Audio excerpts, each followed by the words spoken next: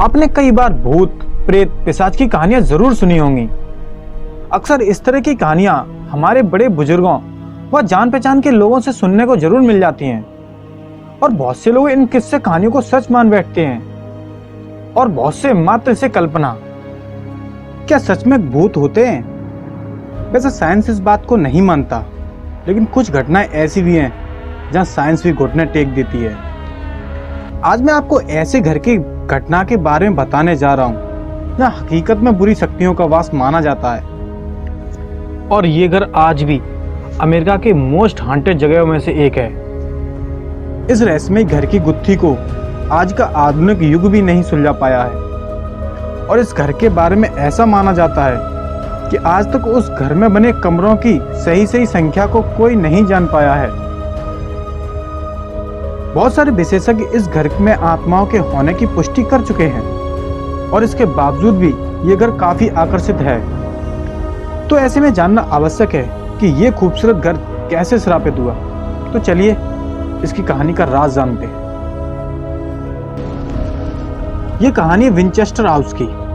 Winchester house की कहानी की शुरुआत हुई थी सन 1839 के न्यू हेवन में, जहां एक लियोनार्डो फैमिली रहती थी और उसके घर में एक बेटी ने जन्म लिया था जिसका नाम था सारा। जब सारा बड़ी हुई तो वह अपने शहर की एक मशहूर बैले डांसर बन गई। डांस के साथ साथ संगीत से जुड़े अपने हुनर और अलग अलग भाषाओं के ज्ञान और उसके खूबसूरत सौंदर्य के चलते उसे लोगों से बहुत सारा प्यार और तारीफ मिली। ये जो आप स्क्रीन पर फोटो देख रहे हैं ना, यही है असली पिक्चर सारा की। हालांकि सारा एक बौनी थी, इसके बाद भी युवक उसकी ओर आकर्षित रहते थे। दूसरे हिस्से में एक नवयुवक विलियम विरट भी था जो उसकी ओर आकर्षित हो रहा था। विलियम ओलिवर विंचेस्टर का बेटा था जो कि एक उद्योगपति थे। विलियम के पिता पहले कपड़ों का व्यापार करते थे, लेकिन बाद में सन 1857 में कपड़ों का कारोबार बंद कर दिया और हथियार बनाने का काम शुरू कर दिया। उसकी कंपनी ने लीवर मैकेनिज्म पर चलने वाली राइफल बनाई, मगर ये कुछ खास कमाल नहीं कर पाई। इसके बाद सन 1860 में कंपनी ने एक नई राइफल बनाई जिसका नाम हेनरी राइफल रखा था। इस राइफल को रीलोड होने में बेहद कम समय लगता था, जिसके चलते हर 3 सेकंड में फायर किया जा सकता था और इस राइफल में गृह युद्ध में काफी अहम भूमिका निभाई थी। इस राइफल की कामयाबी के चलते कुछ ही समय में ओलिवर विंचेस्टर के घर पैसों की बारिश होने लगी। उन्हें इसके बाद कई सारी सरकारी और प्राइवेट कंपनी के ऑर्डर मिलने लगे और फिर साल 1862 में ओलिवर के बेटे विलियम विंचेस्टर ने सारा से शादी कर ली। करीब 4 साल के बाद 15 जुलाई 1866 को सारा ने एक बेटी को जन्म दिया जिसका नाम एनी पार्डी विंचेस्टर रखा था। उसके आने से विंचेस्टर परिवार में खुशियां दुगनी हो गईं और फिर सारा और विलियम की इस खुशी को किसी की नजर लग गई।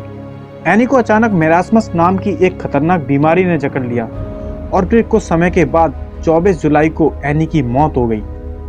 बेटी की इस मौत के बाद सारा बुरी तरह से टूट गई और धीरे धीरे वह मानसिक रोग का शिकार बन गई। इस हादसा से उभरने को उसे लगा 1 दशक लग गया। अभी सारा की खुशहाल जिंदगी पूरी तरह से लौटी नहीं थी कि सारा को विलियम के रूप में एक बड़ा झटका लग गया। विलियम को लीवर से जुड़ी एक खतरनाक बीमारी ने घेर लिया और विलियम इस बीमारी से ज्यादा संघर्ष नहीं कर पाया और 7 मार्च 1881 में उसकी भी मौत हो गई। विलियम की मौत के बाद विधवा सारा विलियम की $20 मिलियन की संपत्ति की मालकिन बन गई। कंपनी का उस समय प्रतिदिन की कमाई लगभग $1000 से भी ज्यादा थी। इसके बाद भी सारा का दर्द कम नहीं हुआ। सारा हर दिन अपने पति और बेटी की मौत के गम में डूबती जा रही थी।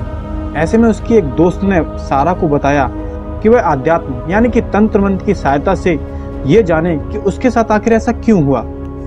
इसके बाद माना जाता है कि वह एक ओझा के जरिए उसने अपने मरे हुए पति से संपर्क किया और इस जरिए से उसके पति ने बताया कि यह सब उसके परिवार को दिए गए एक श्राप के कारण हो रहा है।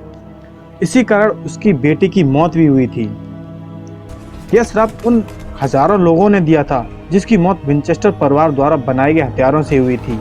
उन्हीं हजारों लोगों की भटकती आत्माएं अब विंचेस्टर परिवार से बदला ले रही हैं और इस श्राप से बचने के लिए सारा के पति ने बताया कि वह न्यू हेवन के इस घर को बेचकर दक्षिण में अपने और इन सभी भटकती आत्माओं के लिए घर बनाए, और उसने ये भी कहा कि इस घर का काम कभी खत्म ना होने दे।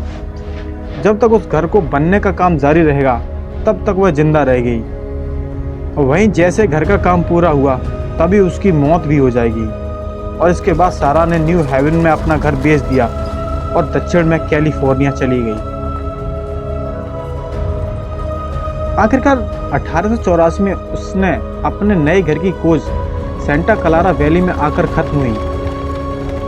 यहाँ सारा ने 6 कमरों वाला एक घर खरीदा और उसके आसपास 162 एकड़ की जमीन ली। इसके बाद सारा ने वहाँ के कारीगरों को पूरा घर दोबारा बनाने के लिए कहा। उसने करीब 22 लोगों को काम पर लगाया, जो कि 24 घंटे अलग अलग शिफ्टों में काम करने लगे। और कुछ समय बाद कारीगरों ने 26 कमरों वाला एक आलीशान घर बनाकर तैयार कर दिया। मगर अभी भी घर का काम जारी था। काम को जारी रखने के लिए सारा खुद रोजाना काम करने वाले कारीगरों से मिलकर उसे कुछ न कुछ बदलाव करवाती रहती थी। और इसी कारण वह घर धीरे धीरे एक भूल भुलैया के रूप में बदलता जा रहा था। वह एक के बाद नए नए कमरे बनवाती जा रही थी और इसी तरह से दिन, सप्ताह और महीने बीत गए। घर बढ़ता ही गया। घर में मौजूद एक एक कमरे के अंदर एक दूसरा कमरा बनता गया और हर कमरे में बाहर की ओर एक दरवाजा था। घर को इस तरह से बनाना यकीनन पागलपन था, मगर सारा उन सभी आत्माओं को हैरान परेशान करना चाहती थी। साल 1906 में सैन फ्रांसिस्को में आए एक भूकंप ने सारा के ऊपरी 3 मंजिला इमारत को तहस नहस कर दिया। और इस भूकंप को सारा ने आत्माओं का एक इशारा माना कि घर पूरा होने वाला है, और इसलिए उन्होंने ऐसा किया है। ऐसे में सारा ने घर में 30 और कमरे बनाने का फैसला किया। इसके बाद मजदूरों ने भूकंप में हुए नुकसान को भी ठीक किया और घर में 25 कमरे और बना दिए। और फिर समय बीतता गया और आखिरकार साल 1922 में 83 वर्ष की आयु में सारा की मौत हो गई। और फिर कुछ समय बाद इस घर को एक निवेशक ग्रुप ने खरीद लिया, जो कि इसे पर्यटक स्थल बनाना चाहते थे। शुरुआत में जब इसे लोगों के लिए खोला गया तो पता चला कि इसमें 148 कमरे हैं, मगर कुछ समय बाद इसकी गिनती दोबारा हुई तो कमरों की संख्या बढ़कर 160 हो गई। और फिर जब भी इसकी गिनती की जाती तो हर बार एक अलग संख्या निकल कर आती। यहाँ रहने वाले लोगों का कहना है कि उस घर में अजीब सी ऊर्जा महसूस की है। यहाँ तक कि कुछ लोगों ने इस घर में किसी को घूमते हुए भी देखा था। अब इन सब बातों के चलते यह कभी भी किसी के लिए रुकने के लिए नहीं बन सका। और आज भी यह घर कैलिफोर्निया के हिस्टोरिकल लैंडमार्क के रूप में जाना जाता है। यहाँ के लोगों में इस घर को और भूत प्रेत को लेकर कई कहानियां हैं, मगर असल में सच क्या है वह कोई नहीं जानता। आपको ये वीडियो कैसी लगी? इस वीडियो को लाइक और कमेंट करके ज़रूर हमें बताइएगा। और अगर आप चैनल पर पहली बार आए हैं तो प्लीज़ इस चैनल को सब्सक्राइब जरूर करिएगा और इस बेल आइकन को ज़रूर दबाइएगा ताकि मेरी लेटेस्ट वीडियो आप तक जल्दी से जल्दी पहुंच सके। तब तक के लिए बाय बाय।